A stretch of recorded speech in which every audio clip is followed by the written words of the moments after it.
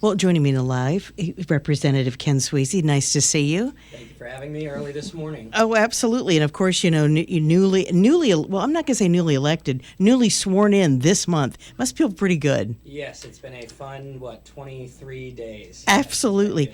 Well, this really caught my eye when I saw that you had introduced legislation to address what you're calling the flawed MBTA zoning mandates. We're hearing this from people in just about every town we cover. People are unhappy about this community zoning law. Now, in a nutshell, I know it might be tough to do. Give me the Cliff Notes version of what the three key components are of your legislation. Yeah, absolutely. So last week, for people that don't know, you have to introduce 2 years' worth of legislation in the first 2 weeks of your session. So as a freshman legislator, that was quite the news to receive after Election Day. But so we got our bills in, 3 of which had to do with MBTA zoning. One is a total repeal, which I think that is ideal situation. There's a lot of confusion around this. There's ongoing court cases. People down here don't like it, including 4 out of my 5 communities. Total repeal would be perfect world. That's number one. Number 2 is to steer the guidelines as best we can. The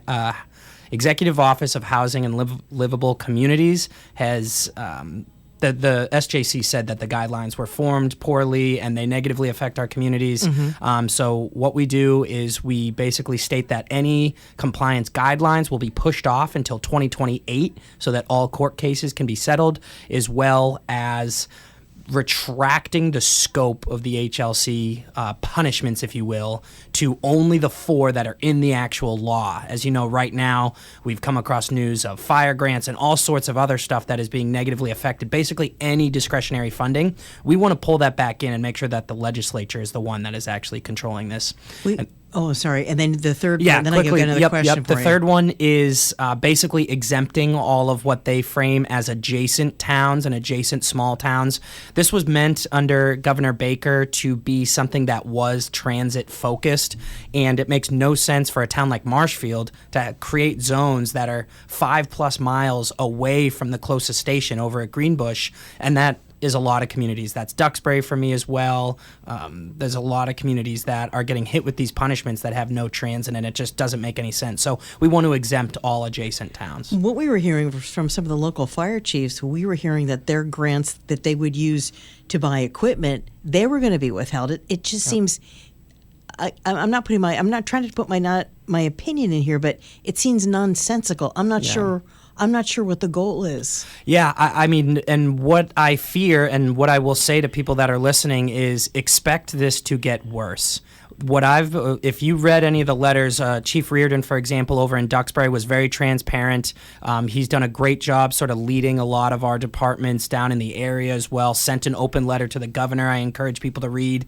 And then I got a call from fire safety with the state basically saying that they were going to temporarily reverse the decision to pull these grants because of the Supreme Judicial Court case that basically said they now have a new deadline of February 13th.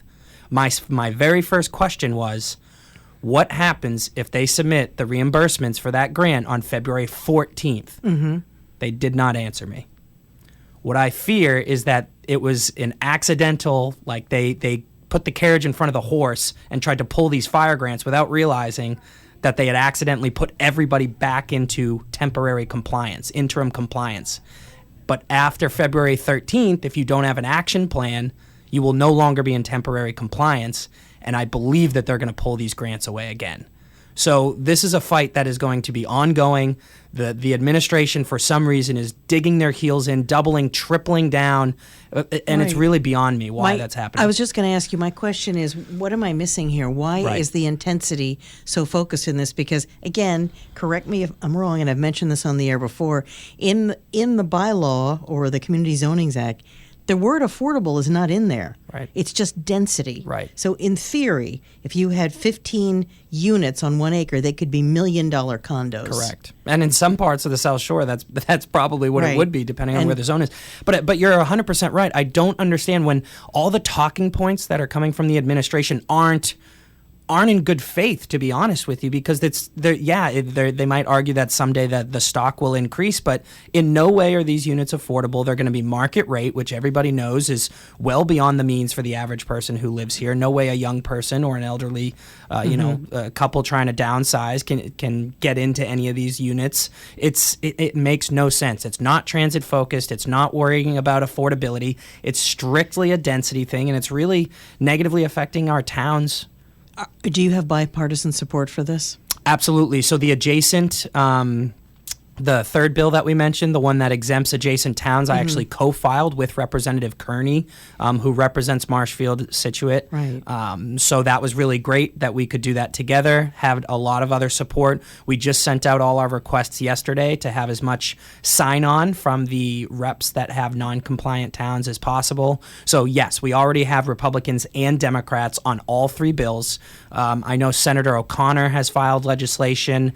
Rep Turco, who is a Democrat, has also filed legislation, actually independently of myself.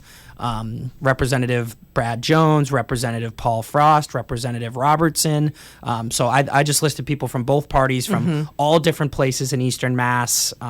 There's about 6 or 7 of us that have filed legislation on this and are kind of signing on with each other. I'm optimistic. I'm on my way right after this to the State House to meet with many of them today specifically. And I'm hopeful that a united front will kind of make the administration understand this is not partisan. This is really an unnecessary town versus state thing, and I'm really nervous that they're going to continue down this path of lawsuits and retribution, and I just don't understand. Well, we'll have to check in with you again. Maybe we can get a few other of the reps come in here. We'll do a session together, on both sides and get all your input. Yep. We appreciate you joining us today. Again, that's State Representative Ken Sweezey from Pembroke. Thanks so much for joining us today. Thanks, Christine. Always appreciate it. Thank you. Talk to you soon.